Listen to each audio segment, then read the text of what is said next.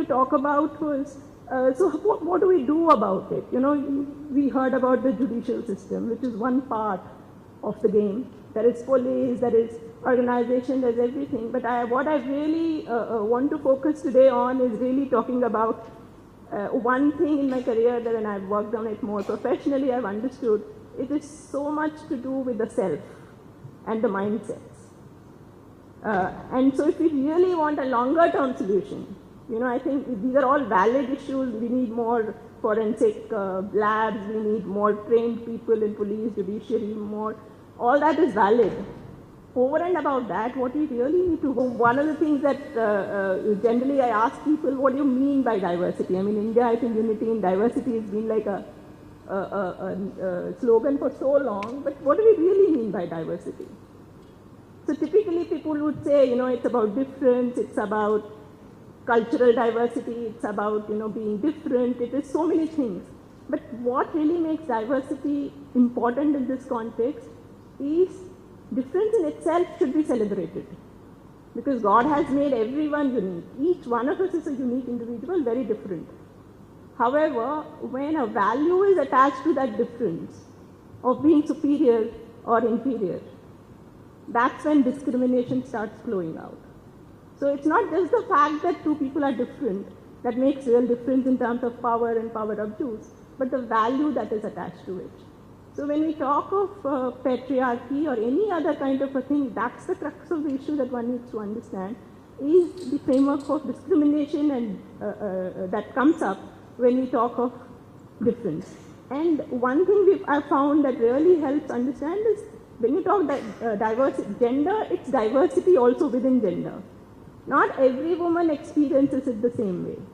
We talked about, you know, whether it's urban, rural, whether it's educated, uneducated, whether it is someone who is a doctor, versus each one in every religion, it's experienced very differently. So one needs to understand that you can't just have one shoe-fits-all solution to gender issues.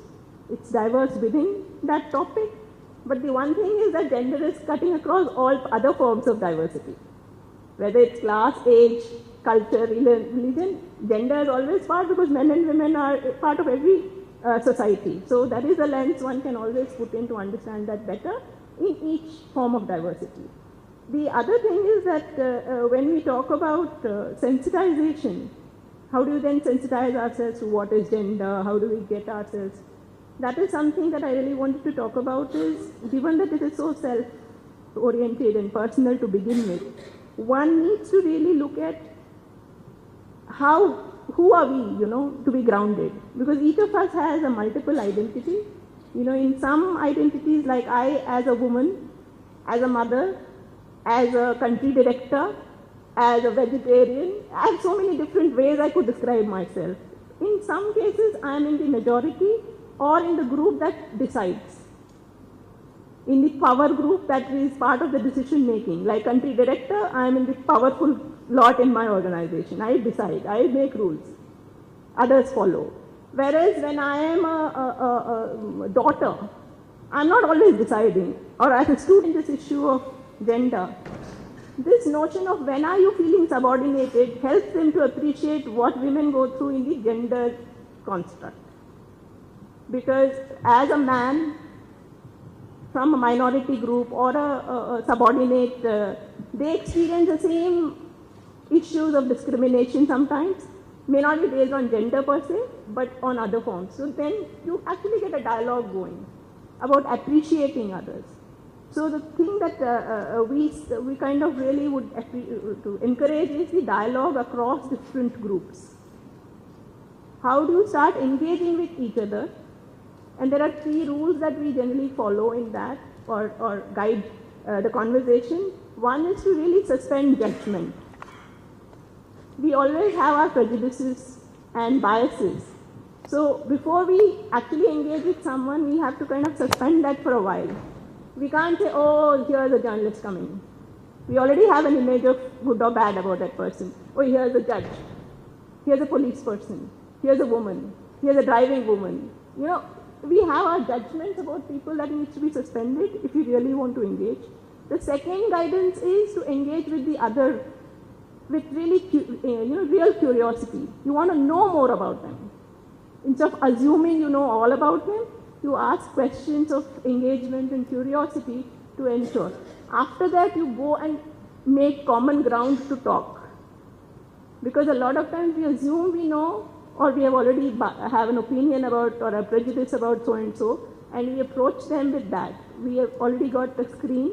We don't even really want to know what they're going through.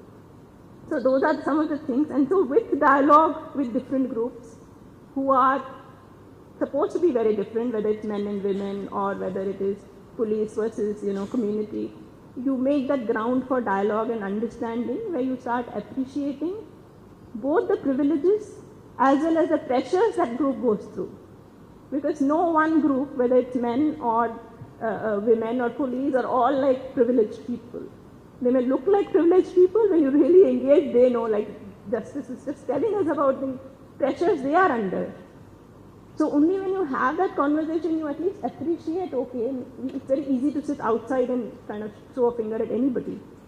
But however, when you really engage with curiosity, find out what is that you are going through, then you actually start making that change. Some of it will really occur, you can internalize and start appreciating and seeing how to help them, whether it's with men or women. So we do workshops where we actually get men and women to list out their privileges and pressures of being a man or a woman in this, whatever society they are part of. And you'll be surprised to kind of come up with the results. So it's not always women who are saying, I'm bound by this gender construct where I can't do this, I have this restriction. Men come out with equally a long list of I'm expected to earn, I can't be without a job for a long, without somebody kind of talking to me about it, I have to take care of my parents. I mean, the thing is that all these things are part of everyone's life, and we have to really look at understanding and appreciating and trying to create that balance so that it's not all privilege in one side and all pressures in the other side, and create that balance.